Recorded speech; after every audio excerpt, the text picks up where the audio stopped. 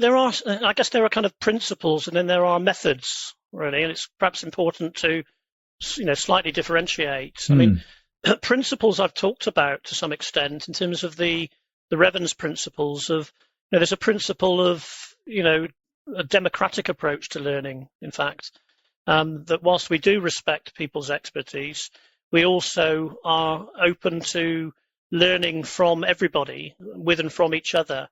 And we don't dismiss people just because, for instance, they're not a subject matter expert in my subject or my profession, and say, well, what can they tell me about, whatever my profession is, IT or HR or whatever, because they're not from that background.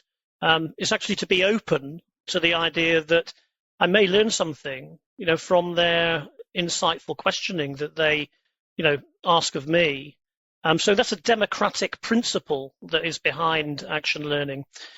Giving people airtime is related to that as well. So the idea that if you bring people together as a learning set, each person should, have the right to have their own airtime or to make a claim for their own airtime. Airtime means time spent talking about my problem or my issue, and focus just on me.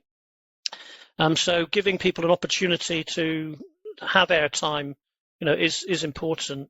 And then there are kind of various skills which you'll recognize as very relevant to coaching and mentoring. So asking good questions, being a good listener, reflecting back, etc.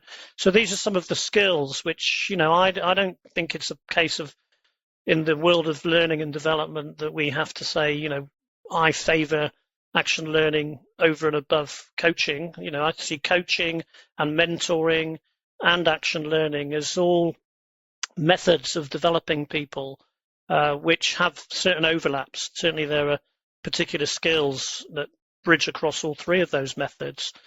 And there are kind of specific techniques you might use when you're running an action learning set.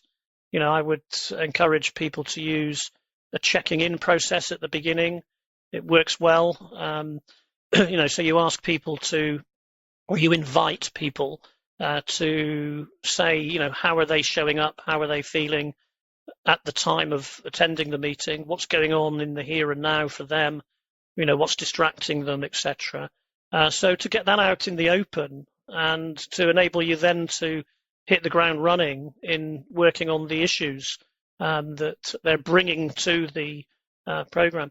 I think there's a principle around you need to contribute. You're giving and you're receiving. So you're giving your own questioning to others. You're trying to support and help others with their learning.